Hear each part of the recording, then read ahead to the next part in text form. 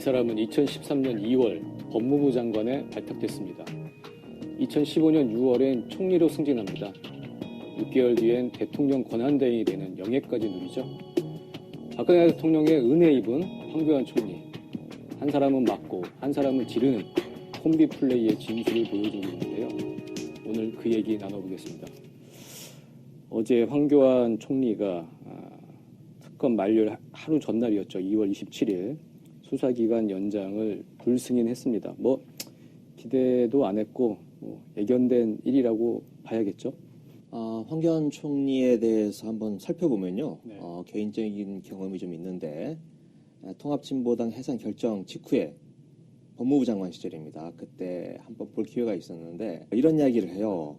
통합진보당 해산 그거 내가 한 거다. 네. 네. 그 이유는 그겁니다. 민주노동당 시절부터 2000년이죠. 민주노동당 시절부터 내가 쭉 지켜봤다. 15년 동안 지켜봐왔다. 이 사건 담당 검사는 이 단건 처리를 하고 넘어가 버리는데 나는 15년 동안 쭉 팔로우를 하면서 그 흐름 그리고 조직적인 연결망 이런 걸 계속 주시를 해왔고 자료를 모으고 법리적 쟁점을 다 검토를 해왔다. 그래서 이번에 이 정당 해산 결정을 이끌어낼 수 있었다. 이렇게 자부심을 드러내는 걸 제가 지켜본 적이 있고요. 이 황교안 총리가 연수원 13기인데 연수원 13기 성적은 거의 사실은 바닥권이었습니다. 네. 그래서 거의 한 10년 동안 이 지방만 돌았어요. 제 기억에 1992년도에 서울지검으로 처음 들어오는데 그런데 그 10년 동안 이 공안 쪽에 보니 굉장히 괄목상대하게 발전을 했더라. 그 사이에 좌익 척결과 관련된 이런 책을 읽는 게 취미였습니다. 네. 그래서 이론적 무장으로 대단히 탄탄하게 돼 있고 그래서 이 별명이 걸어다니는 국가보안법 아닙니까? 그런 의미에서 황교안 총리라고 하는 분은 우리 사회의 어떤 이 반공보수 이념의 아이콘 같은 사람이다. 그런데 어떻습니까? 그 반공보수 이념이 박근혜 대통령과 함께 지금 소멸해가는 국면인데 그러나 반공보수로 어떻게 보면 먹고 살았던 세력 그 세력이 지금 황교안을 지지하는 거고 이 구체제의 막둥이로서의 황교안이 그 지지를 얻고 지금 뭔가 스스로 자임하고 나서려고 한 때 아니겠습니까? 그 연장선에서 지금 나왔다. 이 특검 연장 불승인이 그렇게 보여집니다. 네. 일단 박근혜 정권의 이제 최대 수혜자라고 할 수 있을 것 같고요. 저는 이런 측면도 봐야 된다고 봅니다. 이분이 그 공안 검사를 하면서 좀 보수 기득권 세력 원래 사실 이제 법률가의 임무가 그건지도 모르겠습니다만 아무튼 기득권 세력이 이제 이익을 위해서 평생 공안 분야에서 일을 한 사람이죠. 체제 수호라는 명분으로. 그런데 또 개인적으로 이제 두드러기로 이제 군대를 안 갔고요. 네. 그다음에 이제 고검장을 그만두고 이제 전관 예우를 받아서 이제 그 수억대 돈을 아주 쉽게 번 사람이고요.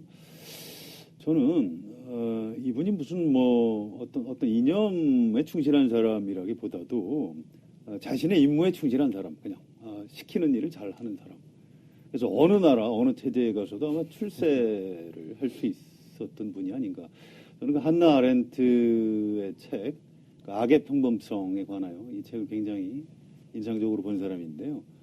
세계 어느 나라에 가도 위에서 의심 없이 위에서 시키는 일을 열심히 하는 사람들, 바로 이 사람들 때문에 절대악이 이 지구상에 실현이 된다. 이제 이런 표현이 있습니다. 저는 황교안 총리에 대해서 제가 좀 너무 심한 표현인지 모르겠습니다만 일종의 절망감 같은 걸 이번에 역시 또 느꼈습니다. 반공보수 이념으로 철저하게 무장한 영혼 없는 공무원 이런 전형이 아닐까 싶은데요. 일단은 특검 수사는 오늘로 이제 종료가 되게 됐습니다. 이게 정말 염치가 있는 사람들이라면 이렇게 못하는데 어쨌든 이렇게까지 이제 나아간 것이고 박근혜 대통령으로서는 이쪽 건전한 시민들로서는 증오감이 폭발하고 막 욕을 먹고 있지만 어쨌든 특검 수사가 이렇게 종결됨으로 해서 얻은 게 있을 것 같아요. 어떤 걸 얻었을까요, 박근혜 대통령? 글쎄요, 얻었다기보다는 피한 게 있겠죠. 네. 특검 수사를 이제 피했다고 봐야 되고요. 특히 이제 탄핵이 인용될 경우 탄핵 인용 뒤에 이제 특검에 의해서 구속되는 그런 걸 피할 수 있었고 시간을 좀 벌었다고 봐야 되겠죠. 수사의 맥이 뚝 끊어지는 그런 효과가 있기 때문에. 그런데 글쎄요, 뭐 피하려다 뭐 만난다고요? 검찰이 과연 박근혜 대통령에 대한 수사를 유보할까요? 전 그 부분도 약간 좀 의문이 있습니다. 검찰의 이제 기본 속성이 어떤 하이에나 같은 죽은 권력을 아주 사납게 물어뜯는 그런 특징이 있고요. 또 지금 고위공직자 비리 수사처 이런 신설, 또 수사권을 경찰에 이제 대폭 넘겨야 한다 이런 논란이 있기 때문에 검찰이 대통령이 바뀌는 권력 이완기에는 항상 현 대통령 또는 바로 직전 대통령을 아주 강하게 물어뜯는 그런 역사가 있습니다. 이문정 검사가 이제 그런 부분에 착안을 해서 특검 수사기간 연장 안 해줘도 너무 걱정하지 마시라 이제 이런 글을 SNS에 띄웠는데요. 저는 그 말 속에 정답이 있다고 생각하고요. 이 검찰도 마냥 지금 박근혜 대통령과 자유한국당 보수 세력이 생각하는 대로 이렇게 물렁물렁하게 수사를 하지는 못할 것이다 이렇게 예측을 해봅니다. 저는 좀 판단이 좀 안 서는데요. 네. 검찰이 강하게 나갈 가능성 아니면 좀 뭉기적거리면서 책임을 최대한 미룰 가능성 둘 다 있다고 보고 아마 검찰 내에서 넘어오면 좀 경론이 벌어지지 않을까 싶습니다. 그런데 여하튼 박근혜 대통령으로서는 특검은 그런 가능성마저도 없는 거고요. 검찰로 넘어가면 50대 50이라 할지라도 그런 가능성이 남겨져 있는 거고 일단 구속의 문제가 제일 있는 거죠. 네. 특검은 구속을 피할 수가 없을 겁니다. 그런데 검찰이 되면 불구속 상태에서 기소 이렇게 갈 가능성도 있기 때문에 불구속 상태라면 어떻겠습니까? 대선 국면에서 선거운동이 본격화될 때 뭔가 활동할 반경 여지가 좀 열리지 않을까요? 태극기 집회가 열리면 그냥 은근슬쩍 한번 가서 모습을 드러낼 수도 있는 거고 생각만 해도 오싹합니다.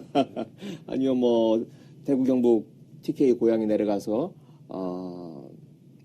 저를 살리시려는 이런 선택을 해주십시오 라고 말을 할 수도 있을 테고 뭔가 그렇게 좀 자신이 살아날 길 그런 게 좀 열린다 그렇게 보여집니다. 네. 황교안 총리가 이제 특검 수사 연장 불승인을 하면서 뭐 그 이유 중에 하나가 대선 국면에서 특검 수사가 이제 정치적 논란을 불러일으킬 수 있다 그런 얘기를 했어요. 그러니까 그런 논리의 연장선으로 보면 검찰 수사도 자기가 최대한 막을 때까지 막아보겠다 뭐 이렇게 이제 읽히기도 하고요. 정말 검찰이 어떤 스탠스를 보여줄지 참 이제 궁금한 대목이긴 한데요. 어쨌든 이런 그 황교안 총리를 상대로 이제 야당에서 이제 탄핵 얘기가 나오고 있습니다. 근데 그 논의 과정에서 박지원 국민의당 대표가 자꾸 이런 얘기를 하고 있어요. 지금 그 당시에 김병준 총리 카드를 받았어야 했다. 그러니까 선 총리 후 탄핵 우리가 이렇게 주장했는데 그거 문재인 전 대표가 반대하고 더불어민주당이 반대하지 않았냐. 문재인 민주당 책임져야 한다. 이렇게 주장을 하고 있는데요. 이 주장이 맞나요? 당시 상황 어땠죠? 아니 정치에서 지나간 얘기를 이렇게 했어야 된다. 그건 대부분 그 잘못된 얘기고요. 또 정치 공세를 하기 위한 어떤 약간의 과장, 거짓말 이런 거일 가능성이 굉장히 높습니다. 김병준 총리 카드를 받아들였다면 박근혜 대통령이 아마 질서 있는 방어에 성공을 했을 거고요. 그렇다면 뭐 자진 사퇴도 없고 탄핵 소추도 되지 않았을 가능성이 꽤 있는 겁니다. 또 설사 그 당시 그 판단이 뭔가 이제 야권에서 좀 잘못됐다고 해도 그걸 문재인 탓을 하는 게 맞나요? 그건 추미애 대표가 책임져야 될 부분 아닌가 싶고요. 지금 이제 문재인 전 대표가 아주 지지도가 높으니까 여야 할 것 없이 이제 기승전 문재인 그래서 이제 문재인 대표 깎아내리기를 하는 정도라고 봐야 될 겁니다. 뭐 이렇게 비중을 둘 만한 얘기 아니라고 봅니다. 일단 김병준 문제는요. 그 과거 보도를 찾아보니까 2016년 11월 2일에 그 박지원 대표가 이런 이야기를 했어요. 박근혜가 신임 국무총리의 김병준을 지명한 것은 있을 수 없는 일이다. 라고 얘기를 했고요. 또 박 대통령이 아직도 정신을 못 차렸다. 박근혜 최순실 게이트 진상 규명을 뒤로 한 채 인사 국면으로 호도하려는 작태다. 우리가 결코 좌시하지 않겠다. 이렇게 그 당시 반대를 했습니다. 그래서 이건 뭐 넉 달도 안 된 일인데 벌써 잊어버리신 것 같고, 만일 그때 선 총리 그 다음에 후 탄핵으로 갔다면 지금 어떤 상황일까요? 전 박근혜 대통령이 여전히 한복 입고 해외 순방 다니고 있을 거라고 생각합니다. 어쩌면 그 당시 내치 외치 분리 이런 얘기 나오지 않았습니까? 그래서 난 내치는 안 하겠다, 총리에게 맡기겠다. 하지만 외치는 하겠다 하면서 해외 순방을 할 수 있고, 지금 특히 트럼프 당선이 됐는데 지금쯤 워싱턴에 가서 트럼프하고 만나서 평양 선제 타격론 이런 거 공동 성명 나올지도 모릅니다. 네. 그 꼴을 국민들이 보고 있어야 되는 건가, 황교안 하나 때문에 싶은 거예요. 그리고 지금은 탄핵이냐 아니냐가 지금 눈앞에 다가왔지만 아마 지금쯤 만일 그때 선 총리가 됐으면 지금 쟁점은 그게 아니고 개헌일 겁니다. 내각제냐 대통령제냐 이 문제로 서로 싸우고, 그러면서 그 개헌을 어떤 고리로 한 정계 개편, 3당 합당 비슷한 어떤 제3지대 이런 것들이 나와서 전혀 다른 국면으로 가 있을 겁니다. 그래서 그 황교안 한 사람 이 문제 때문에 지금 그런 얘기를 하는 건 너무 과하고, 왜 그런 이야기를 할까 저는 좀 생각을 해봤는데 이런 것 같습니다. 이게 그 당시 탄핵 국면 초기에 국민의당이 제가 보기에는 잘못된 태도를 보였다고 생각합니다. 그때 말하자면 개헌을 고리로 어떤 밀약을 하려고 하는 그런 태도, 그게 이제 선 총리 문제라든지 12월 2일 탄핵안 미루는 문제라든지 이런 걸로 나타나지 않았습니까? 그러면서 국민의당의 지지율이 폭락을 했습니다, 그때. 그리고 지금도 회복이 안 되고 있는 거예요. 그래서 어떻게 보면 그때의 어떤 잘못, 과오를 지금에 와서 정당화하고 합리화하려고 하는 것. 봐라, 그때 황교안 하자고 한 게 내 말이 맞지 않느냐? 라고 과거의 잘못을 지금 합리화 내지 정당화하려고 하는 거 아닌가. 그런 심리적 작용에서 황교안의 탄핵 문제, 이걸 이렇게 강하게 들고 나온 게 아닌가 좀 싶습니다.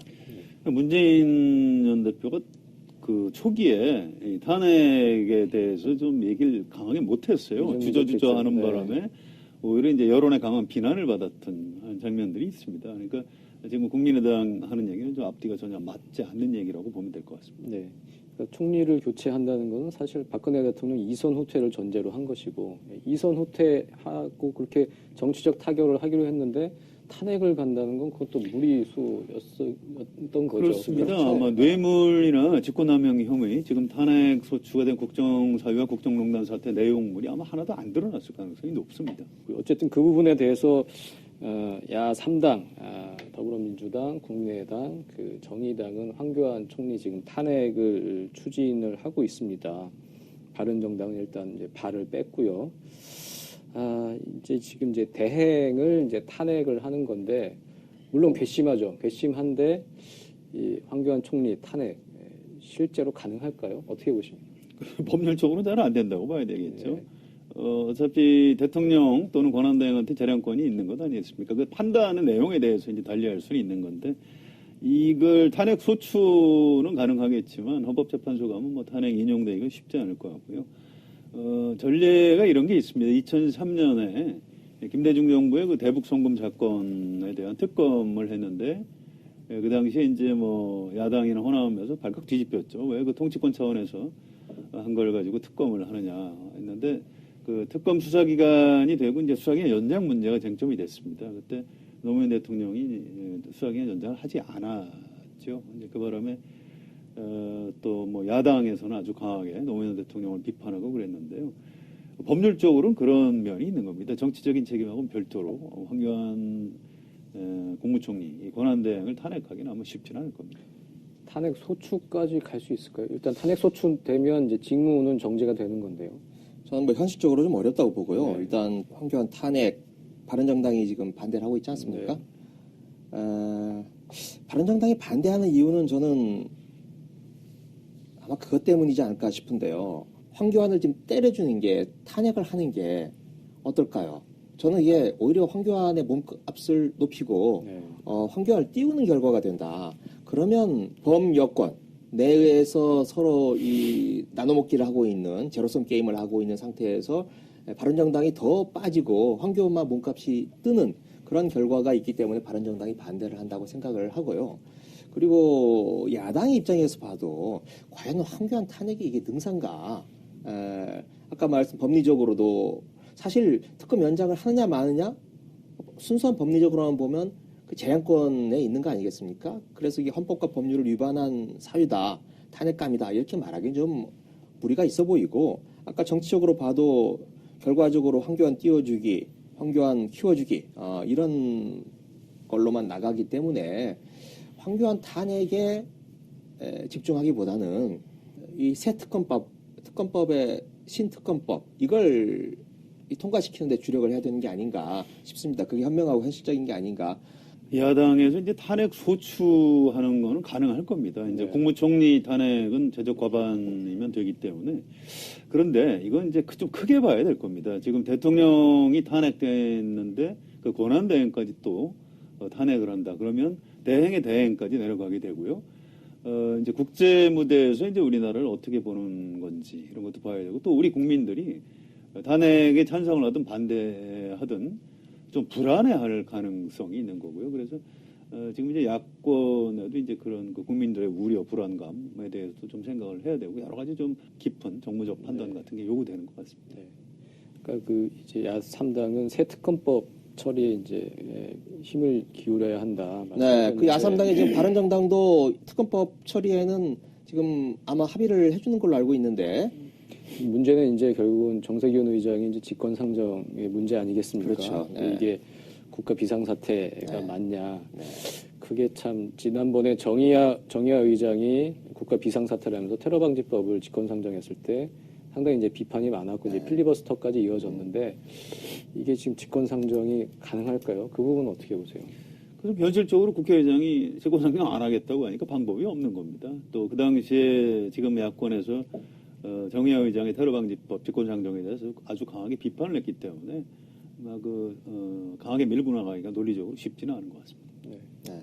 근데 하여튼 뭐 정세균 의장이 판단할 수밖에 없을 텐데 그 당시 테러방지법에 나왔던 어떤 국가 비상사태에 비하면 지금 상태가 대통령이 100배, 유고된 1000배쯤 상태고. 더 국가 비상사태인 것 네. 같은데요. 네.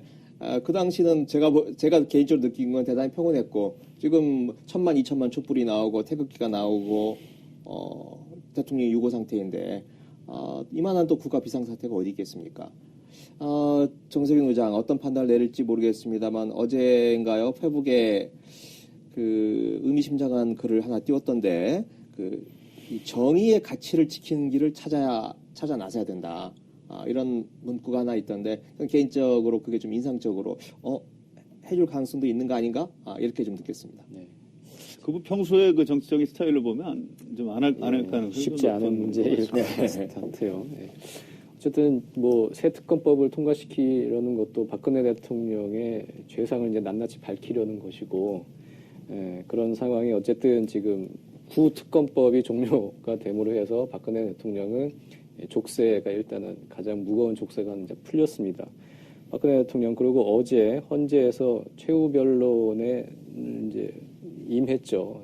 서면으로 가름을 했는데 여전히 반성의 기미가 전혀 안 보이더라고요. 두 분 보시기에 가장 인상 깊었던 내용 어떤 게 있었습니까? 글쎄, 전 굉장히 좀 어떤 마지막까지 일만의 기대를 좀 했었는데 이제 굉장히 아주 심하게 실망을 했고요. 네. 이 영화의 장면이 생각이 나더라고요. 이제 그 마피아 두목이 수사기관에 가서 내 손은 눈처럼 깨끗하다. 이렇게 주장하는 대목이 있습니다. 나는 부하들에게 누굴 죽이라고 지시한 일도 없고 내가 무슨 돈 세탁을 하라고 한 적도 없고 마약 거래를 하라고 한 적도 없다. 이렇게. 그런데 이제 검찰에서도 법원에서는 뭐 살인교사 또 뭐 마약 거래 돈 세탁 이런 것에 대해서 전부 다 유죄 판결을 내리는 그런 장면이 있습니다. 저는 이 박근혜 대통령이 좀 해도 너무한다. 이제 이런 생각이 굉장히 강하게 들었고요. 재단을 몇 가지만 좀 짚지 않을 수가 없는데요. 재단을 대기업들이 자발적으로 만들었다. 그건 안종범 수석이 대통령이 지시해서 만들었고 돈을 걷었다 이렇게 이미 진술이 나와 있는 거고요. 또 최순실 씨한테 중요한 국정과 관련한 정보를 넘기지 않았다. 정호성 비서관이 넘겼다고 이미 확실한 증언을 한 겁니다. 또 공직자 임명하는데 청탁을 받지 않았다. 당사자가 김종덕 장관이 차은택 씨가 나를 추천했다라고 자인을 한 겁니다. 이런 기본적인 팩트 하나하나까지 다 지금 부정을 하고 있는 것, 도저히 받아들일 수 없고요. 그 KD 코퍼레이션 특혜에 대해서 좀 약간 이제 어이가 없는 대목입니다. 이게 중소기업 돕기 차원에서 민원 해소 차원에서 했다. 지금 이거 검찰 공소장에 이미 공범으로 올라가 있기 때문에 이 부분은 이제 변명의 여지가 없다고 봐야 될 겁니다. 또 철저한 진상 파악만을 지시했다. 이제 세계일보 인사 관련인데요. 이게 이제 딱 이제 그 조폭 두목의 논리하고 똑같은 겁니다. 나는 철저히 알아보라고 했지 내가 언제 인사를 하라고 그랬느냐. 이제 이렇게 변명을 아주 비겁하게 하고 있는 거고요. 대통령은 저는 이렇게 생각합니다. 이 순진한 척하는 도덕 선생님이 대통령을 하면 안 되는 겁니다. 대통령 정치인들은 책임 윤리에 충실해야 되는 사람입니다. 뭐 민주공화국 원리에 대해서 또 헌법과 법률에 대해서 기본적인 인식이 안 되어 있는 유신공주가 대한민국 대통령을 했다는 게 참 통탄스러울 뿐입니다. 네, 저는 어제 최후 진술 중에서 가장 인상 깊었던 내용은 그 진술 그 자체보다도 네. 이 최후 진술을 박근혜 대통령이 직접 썼다라고 말한 대목, 그게 가장 인상이 깊었습니다. 네. 이동흡 변호사, 헌재 소장 후보까지 올라갔다 낙마한 분이죠. 이동흡 전 헌재 재판관이 헌재 쪽에 제출하면서 박근혜 대통령이 직접 썼다 이렇게 말을 했는데, 뭐 헌재 소장 후보까지 올라가셨던 분이니까 거짓말을 했을 리가 없고, 두 번째로는 현재 최순실이 연락이 안 닿는 상태이기 때문에 직접 썼을 가능성이 있다 이렇게 생각을 하는데, 저는 그 내용을 보면서 왜 지난 4년 동안 이런 지성적인 면모를 안 보여줬던가 이런 생각이 들었습니다.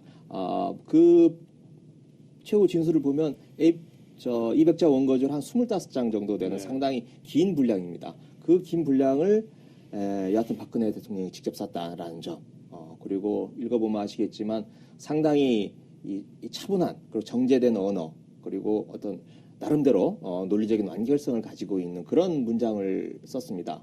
그래서 이런 정도를 할 수 있는 대통령의 어떤 지성적인 면모가 있었으면 왜 진작에 안 했을까? 지난 4년 동안 왜 이런 태도와 자세 이런 걸 한 번도 못 보여주다가 이제 마지막에 한 2주밖에 안 남은 시점에 보여줬나?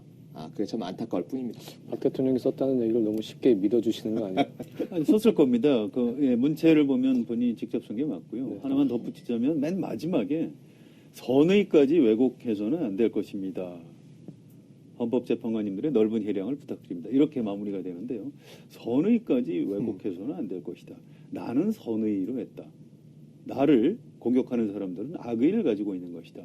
선악의 이제 이분법인데요. 제가 아까 말씀드렸던 한나 아렌트의 어떤 악의 평범성에 대해서 다시 말씀드리지 않을 수가 없습니다. 박근혜 대통령이나 황교안 국무총리나 나는 선의를 가지고 열심히 했다. 그러니까 나를 공격하는 사람들은 나쁜 사람들이다. 정치적으로 굉장히 위험한 그런 똑같은 사람들인 것 같습니다. 안희정 지사의 선의 발언도 오버랩이 되는데요. 예, 그 의리라는 측면에서 보면 황교안 총리가 박근혜 대통령을 감쌀 수는 있겠죠. 그런데 이분들 다 공직자입니다. 예, 의리라는 것도 법의 테두리 안에서 발휘가 돼야 하는 거고요. 근데 황 총리는 범죄자 박근혜 대통령을 비호하는 것으로 의리를 실천했습니다. 법보다 의리를 앞세우는 집단, 누가 그럽니까? 바로 조폭이죠. 더정치 오늘 여기까지입니다. 감사합니다.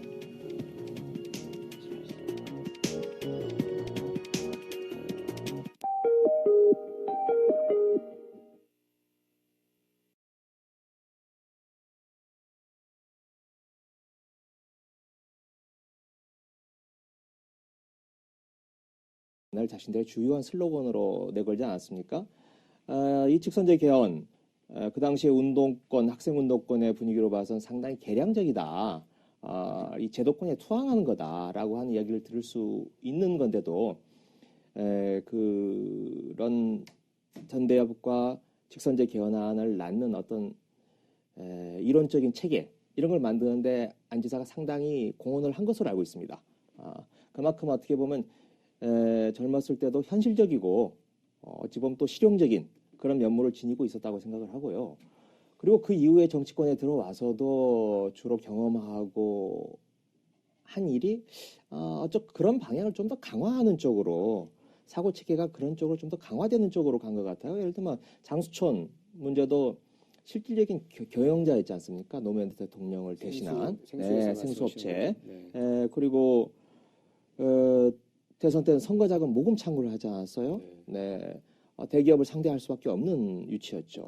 그리고 충남 도지사를 하면서 특히 충남이라고 하는 지역이 갖고 있는 지역적 특색이 있고 거기에 이제 안지사가 자유총연맹이나 또 제한군인회 이런 보수단체를 피하지 않았어요. 직접 맞닥뜨리면서 그 사람들하고 논리적으로 정서적으로 이겨내려고 했던 그런 과정에서 좀 더 이 강화가 됐던 게 아닌가 싶습니다. 예를 뭐 하나만 오래전에 제가 들었던 이야기인데 2002년 대선 직후였던 걸로 기억하는데 그때 정경련의 부회장, 지금의 부회장은 이승철이죠. 그 당시에 정경련 부회장이 손병두 서강대 총장도 지내신 분인데 그분 시절에 그분이 이제 이쪽 재벌 쪽하고 안희정하고 말하자면 모임을 한번 갖게 했었다는 거예요. 그런데 그때 재벌 쪽에서 대기업 쪽에서 나온 사람들은 그 당시 노무현 대통령이 이제 후보 시절 당선자 시절이었을 겁니다. 당선자 시절에 이 노무현에 주는 이미지가 굉장히 압박감으로 와닿았죠. 그런데 안희정은 운동권 출신이니 얼마나 과격하고 우리를 괴롭힐까 이런 마음으로 가봤는데 이야기를 해보니까 훨씬 그 사고가 유연하고 탄력적이더라. 폭이 덥더라. 이제 그런 반응을 보였다 그래요. 오래전에 들은 이야기인데 이제 그만큼 이 안지사 그게 이제 양면성이 있는 거죠, 사실은. 어떻게 보면 그만큼 사고의 폭이 넓고 유연하다라고 하는 평가가 있는 반면에 그걸 좀 다른 측면에서 보면 좀 달리 보일 수 있는. 이제 그 경계선을 위험한 경계선을 어떻게 보면 안지사는 걸어가고 있다. 그렇게 보여집니다. 그 자서전을 읽어본 일이 있는데요. 고등학교 때 혁명을 꿈꿨던 사람입니다. 그다음에 이제 서울에 와서 아주 파란만장한 젊은 시절을 보냈고요. 또 이제 학생운동을 하다가 구속됐고 상당히 그 강한 문초와 또 뭐 고문, 폭력 이런 걸 당하면서 자기가 또 무너져 내리는 과정 같은 걸 굉장히 솔직하게 적어놨고요. 왜 정치를 시작했는지 이런 얘기도 이제 꽤 자세히 적어놨습니다. 좀 그 진정성 같은 게 좀 있다고 보고요. 지금 안희정 기사가 얘기하는 통합의 메시지는 그냥 어떤 득표를 위한 전술 전략이라기보다는 자기의 어떤 정치적인 소신이다 이렇게 보는 게 맞을 것 같습니다. 이제 어떤 사람들은 문재인 전 대표하고 뭐 차별화 전략 아니냐 이렇게 얘기하는데 뭐 그런 면이 없다고 할 수는 없습니다만 그거보다는 이제 안희정이라는 정치인의 인생관, 가치관이 뭐 통합 뭐 이런 쪽이다 이렇게 보는 게 맞을 것 같습니다. 상당히. 그런데 이제 저는 거기에 선거 전략이 더 얹혀졌다라고 생각을 하는 거죠. 실제로 제가 캠프 사람들 얘기를 들어보면 논쟁이 있었다고 합니다. 이게 이번도 아니고 대연정도 아니고 그 전에 협치라는 말을 꺼낼 때 오히려 그때 이제 캠프 내부적으로 논쟁을 벌였다는 건데 뭐 설왕설래 하다가 결국 이제 지금의 스탠스로 위치가 정해진 건데 그건 그런 거죠. 뭐냐 도저히 지금 민주당 내부 전통적 지지층을 향해서 메시지를 던져봐야 도저히 맞으면 뚫고 들어갈 틈이 별로 없다. 그러니까 민주당의 외부 중도적이거나 좀 보수적인 그 외부에서 힘을 불리고 세를 불려서 그 세를 가지고 다시 내부로 들어오는 뭐 집토끼 산토끼 비유하자면 산토끼를 많이 잡아서 가져오면 집토끼들도 박수 쳐주는 거 아니냐. 그런 논리로 선거의 전략이 결정이 협치라는 말을 꺼낼 때 이미 돼 있었다는 거고요. 그런데 캠프 내부에서도 안 지사가 선이라는 발언을 한 것에 대해서는 굉장히 좀 당황한, 네, 그걸 속도 위반이라고 표현하더라고요. 캠프에서는 원래 철학과 사고 체계 그런데 거기에 전략이 붙으니까 이제 가속도가 붙다 보니까 이게 속도를 위반한 거다. 그런데 이게 그렇다고 방향을 틀 수 있거나 방향이 잘못된 건 아니다. 속도 위반이다. 그렇게 내부적으로 좀 정리를 했다고 합니다. 그 안희정 지사 출마 선언문을 보면 그런 표현들이 나옵니다. 전직 대통령들의 공을 자기가 다 승계해서 통합해서 이제 가겠다 하면서 자기가 이제 새로운 어떤 경제 정책의 방향을 내놓지는 않았습니다. 심지어 박근혜 대통령의 창조 경제에도 승계하겠다고 했었어요.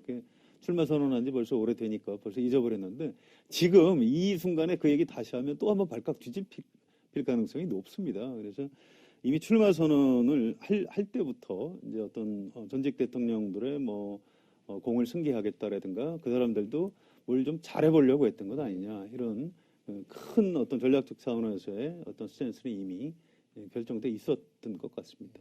어쨌든 예견된 방향이었는데 어쨌든 속도가 좀 너무 빨라 해서 속도 위반이 됐다. 그럼 이제 속도 위반에는 우리가 이제 벌점을 주죠. 예, 그런 것처럼 일단은 이게 상승세에 좀 제동이 좀 걸릴 것 같기도 해요. 또 이런 얘기도 있더라고요. 일부 보수층에서는 문재인이 되는 걸 막으려면 안희정을 찍어야 된다고 했는데 이게 1대1로 붙여보면 문재인보다 안희정이 본선에서 더 많이 나오는 걸로 보고 이게 아닌가 보다. 뭐 이런 얘기도 지금 돌고 있다고 하고요. 안희정 지사의 상승세 어떻게 보십니까? 제동이 걸릴 건지. 근데 그건 좀 너무 복잡한 분석이고요. 민심을 읽을 때 이제 조심해야 되는 게 흐름을 중심으로 크게 봐야 됩니다. 이렇게 너무 자세한 부분을 들여다보면 강물이 흐르다가 부분적으로 이제 여울이 져서 역류하기도 하는데 그렇다고 강물이 거꾸로 흐른다 얘기하면 안 되는 거거든요. 그래서 이제 아마 알파고도 못할 겁니다. 예, 큰 덩어리로 봐야 되는 거고요. 일단 최근에 안희정 바람이 부는 거는 크게 보면 어떤 통합의 메시지에 호응하는 중도층의 지지가 있는 것이고요. 또 어떤 젊고 매력적이고 예능감까지 갖춘 새로운 정치인 이게 이제 어필하는 측면이 있었던 거고요. 또 한 가지는 야당을 지지하지만 왠지 문재인은 좀 싫다 이제 이런 사람들이 이제 새로운 대안으로서 안희정을 선택한 이런 서너 가지가 이제 복합적으로 작용을 했다 이렇게 봐야 됩니다. 보수층이 그동안 안희정을 지지한다 내지 민주당 선거인단으로 등록을 해서 이제 역선택을 한다 이런 여러 가지 얘기들이 있었습니다만 이제 가설에 불과하고요. 아직은 그 사실이 아닐 가능성이 높은 것 같습니다. 네, 저는 어제 저녁에 안 지사 캠프에 있는 분을 좀 상당히 비중이 있는 분을 만났는데 손해 본 거 아니냐라고 했더니 그렇지 않다. 지금 모든 언론들이 마이크를 안 지사한테 대고 있는 거 아니냐. 안 지사의 인지도가 상당히 낮았는데 문재인, 이재명, 안철수를 다 제치고 지금 언론의 스포트라이트를 받고 있는 거 아니냐. 그러면 안 지사를 모르거나 관심 밖으로 뒀던 유권자층이 안 지사를 진지하게 고민하는 그런 계기가 마련됐다는 점에서 결코 손해라고 생각하지 않는다. 이렇게 반응이 나왔고요. 그래도 민주당의 어떤 경선에서는 구도가 불리해진 거 아니냐. 이런 얘기를 한번 했더니 이게 지금 전혀 가보지 않은 길을 지금 가고 있는 거다. 그 전에 경선이 있었지만 다 몇 퍼센트 제한이 있지 않았습니까? 그런데 이번은 완전 국민 경선 150만, 200만, 250만이 들어오는 게임이다. 이 게임 누구도 해보지 않은 게임인데 그게 예전에 민주당 지지층을 중심으로 계산하는 셈법이 여기에서 통한다고 보느냐. 그래서 자기들은 누구도 지금 이건 알 수 없는 거다. 라고 하는 이야기고요. 그리고 이제 충청표에 대한 자신감을 보이더라고요. 이 충청표가 지금 겉으로 드러나는 것보다 훨씬 더 강고하게 안 지사를 지지하고 있다.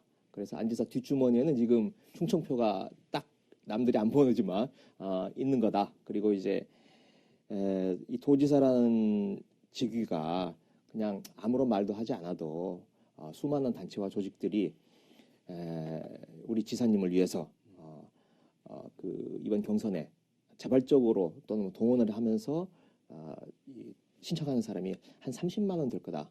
이렇게 이제 좀 자신을 하면서 그렇게 데미지가 있는 걸로는 생각을 하지 않고 있더라고요. 네.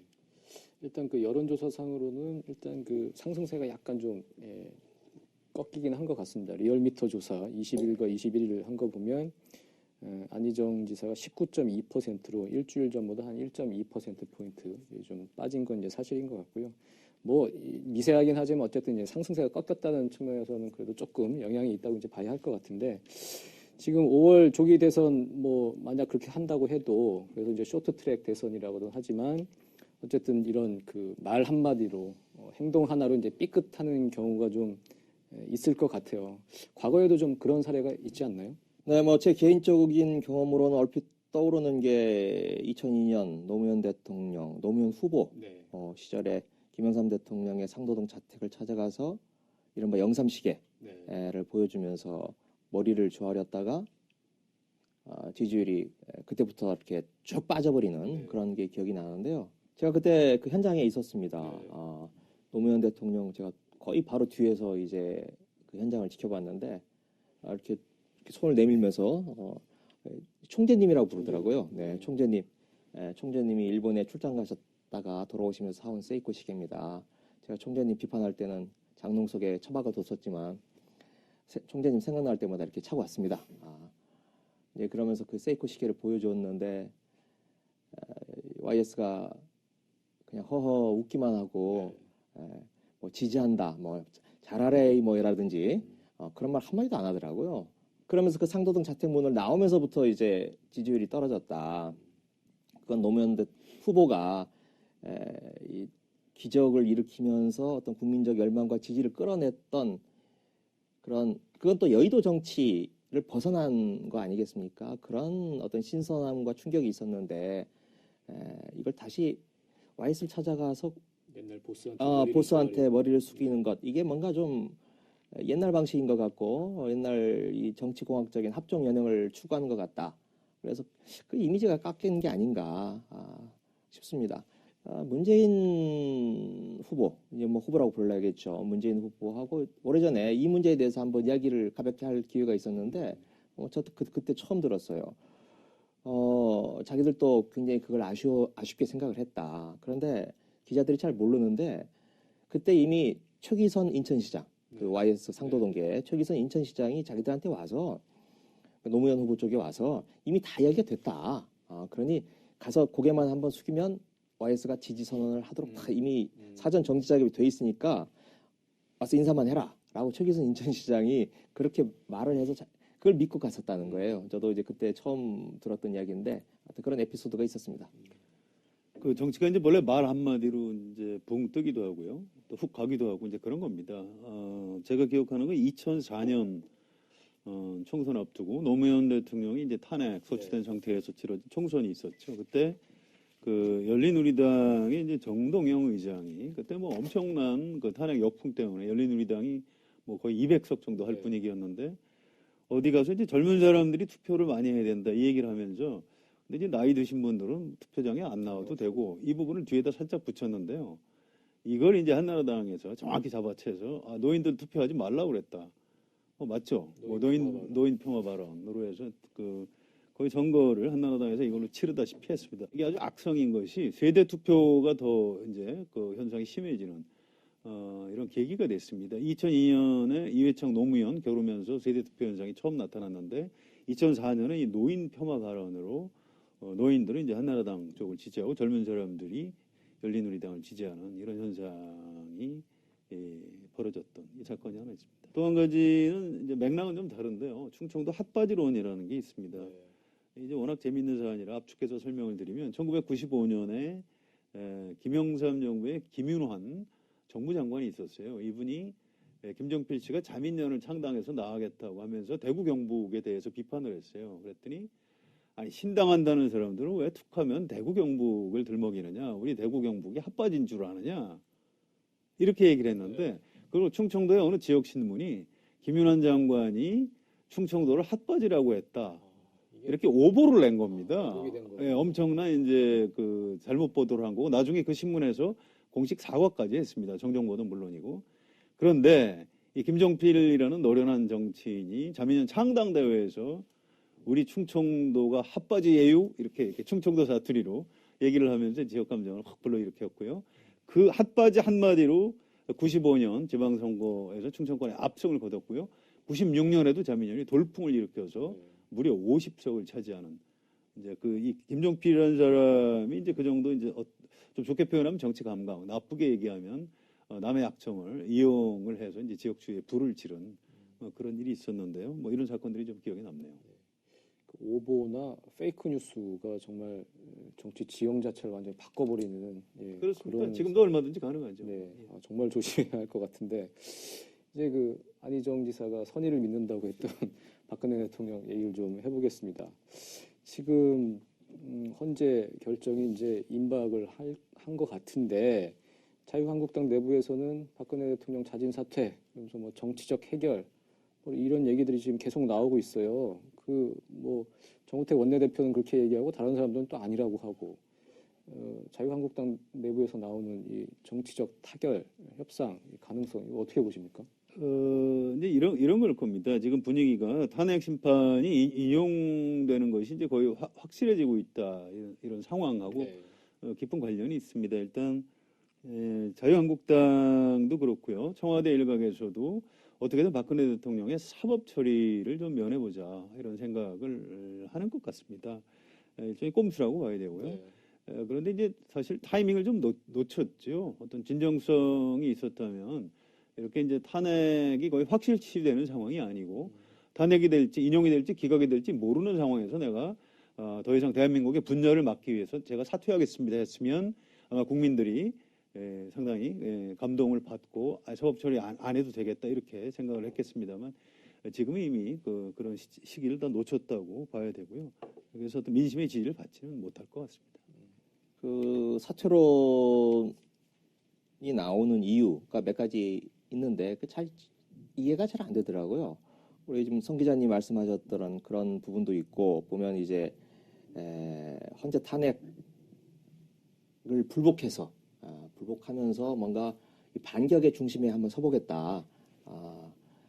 이 자진 사퇴를 하면 그렇게 되는 거 아니냐라고 하는 논리인데 그건 좀 망상 아닌가요? 지금 오히려 헌재에 대항하는 저항하는 결정에 승복하지 않는 그런 모습을 보이는 차원에서 자진 사퇴를 한다면 야당에서는 기자회견장에서는 굉장히 분노하는 모습을 보이겠지만 화장실 가면 웃을 것 같은데요. 네, 야당으로서는 땡큐인 거죠. 그래서 그런 차원에서 자진 사퇴를 한다면 그건 망상이거나 환상인 거고 그렇지 않고 무슨 사법 처리를 피해 보려고 한다거나 또는 전직 대통령 예우에 관한 법률에 나와 있는 그 소소한 어떤 특권들 그걸 누려보려고 하는 차원에서 자진 사퇴를 한다.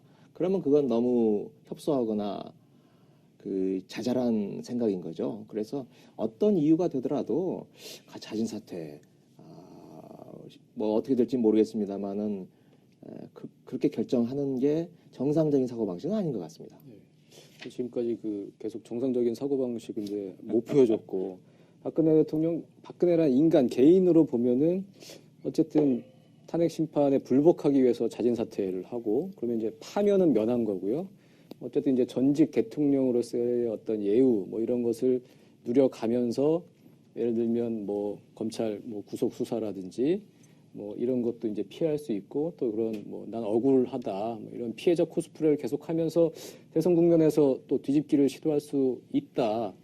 박근혜 대통령 개인으로 보면 그렇게 생각할 수도 있을 것 같거든요. 네, 근데 대선 국면에서 뒤집기는 어차피 안 되는 거고요. 그렇게 해서 이제 대구 경북이란 지역하고 고령층 중에서도 한 70대 이상 정도의 아주 협소한 공간을 가지고 자기의 성체를 구축해서 정치적으로 생존해 보겠다. 이렇게 한번 생각을 해볼 수는 있습니다. 그런데 그 대가는 너무 큰 거죠. 지금 현재 여권 또 우리나라의 이른바 보수를 자칭하는 기득권 세력 전체가 무너지게 됩니다.